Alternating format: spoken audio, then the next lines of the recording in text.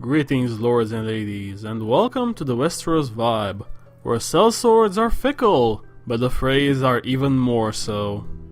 Before we start, I would like to remind you that links to every article or video covered this week can be found in the video description below. Also in the description you will find timestamps, so that you can choose which stories you will want to view. We start the week with Game of Thrones star strikes back at critics who say the show is sexist. The star in question is she who plays Daenerys Targaryen, the first of her name, Queen of Meereen, Queen of the Andals and the Rhoynar and the First Man, Lord of the Seven Kingdoms, Protector of the Realm, Khaleesi of the Great Grass Sea, the Stormborn, the Unburnt, Mother of Dragons. The article mentions a few quotes of hers, among which we have: "There's so much controversy, yet that's what's beautiful about Game of Thrones, its depiction of women in so many different stages of development. There are women depicted as sexual tools, women who have zero rights, women who are queens but only to a man, and then there are women who are literally unstoppable and as powerful as you can possibly imagine." It pains you to hear people taking Game of Thrones out of context with anti-feminist spin, because you can't do that about this show. It shows the range that happens to women, and ultimately shows women are not only equal but have a lot of strength. It is nice to see reason coming from someone who sacked cities and burnt people alive. Next up we have Alfie Allen teases a darker Season 6, talks Theon's state of mind.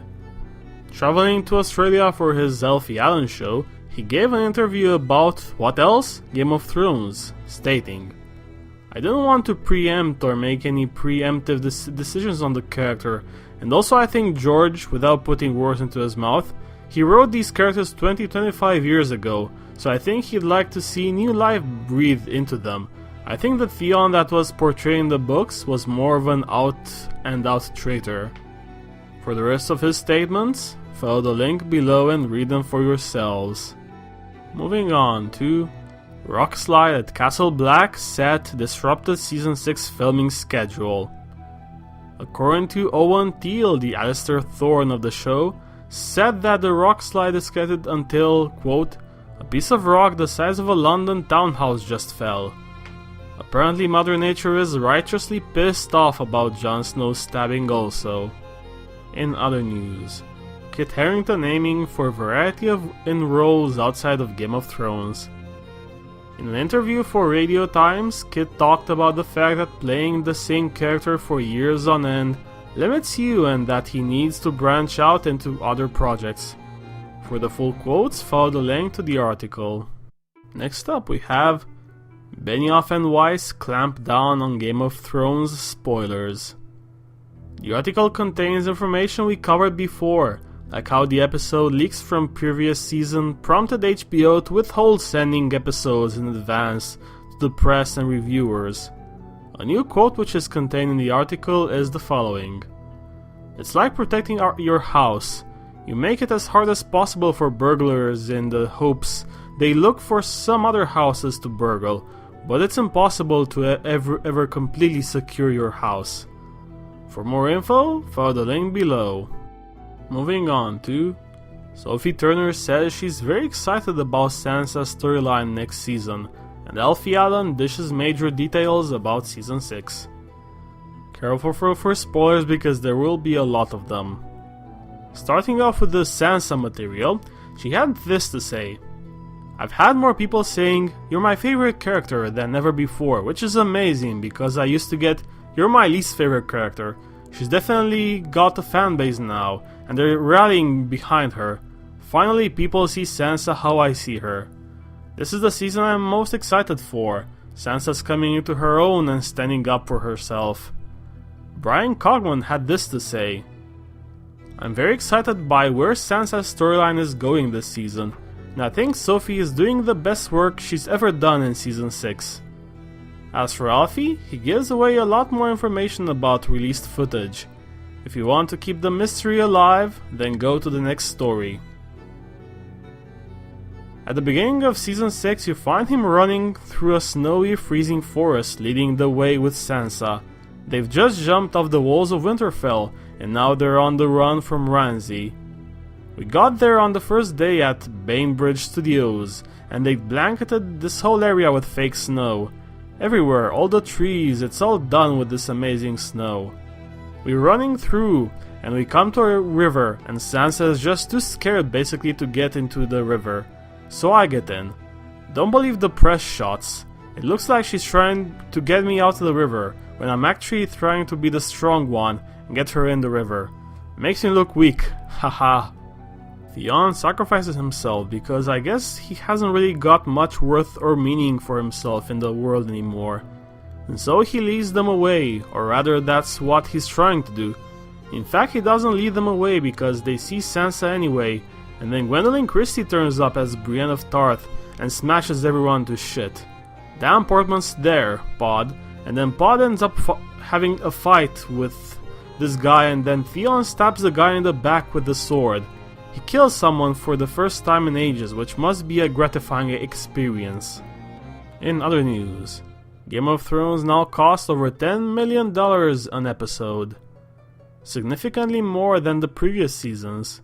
It makes sense because as the show progresses, the more notoriety and fans it gains. Let us hope that all of that money will result in excellent quality in both story and visuals. Next up we have mathematicians mapped out every Game of Thrones relationship to find the main character. Andrew J. Beveridge and G. Sean used applied graph theory to map all of the stories and character relations in order to discover which character can be considered more main than others. The most important one is Tyrion, followed by Jon Snow and Sansa. For the full explanation on the methodology involved and the actual graph, visit the article, link down below. Moving on to 7 mysteries from the past that must be revealed. Another list story, so let us begin. And careful for spoilers.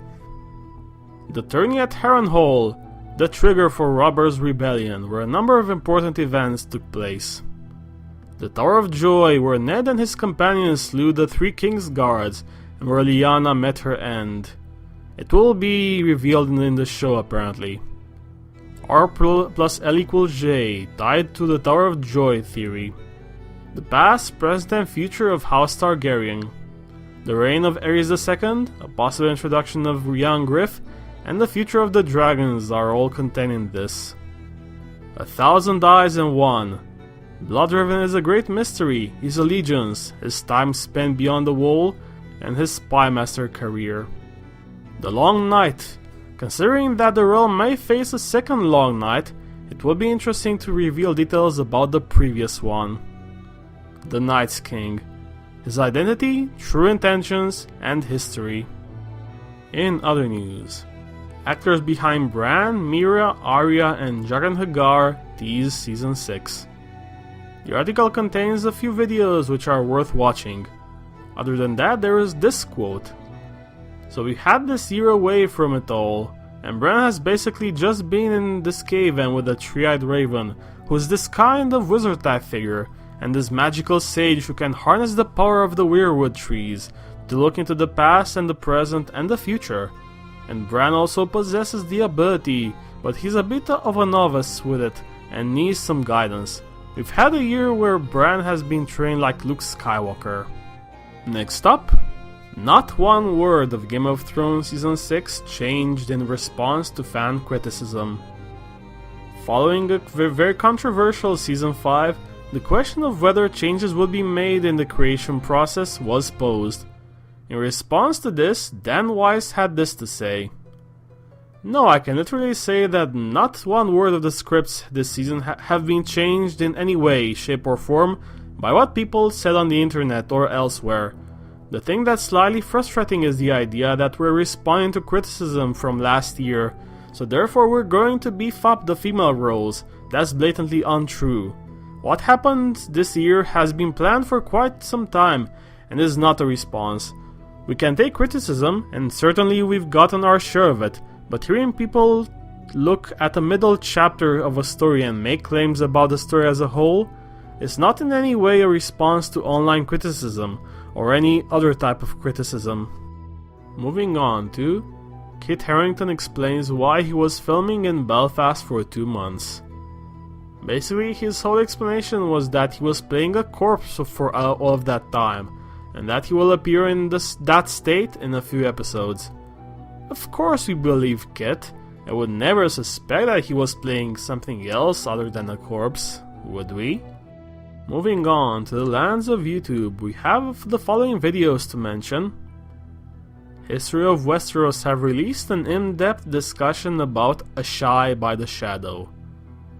AltShiftX has put out a discussion video about Thoros of Myr, his past, present, and possible fate.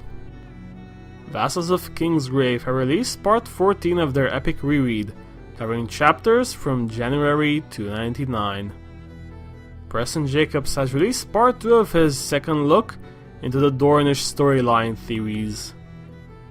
That is the news for the week ending on April 3rd. I hope you have enjoyed it. If you have, please like, share, comment, and subscribe. And stay tuned. Goodbye, everyone.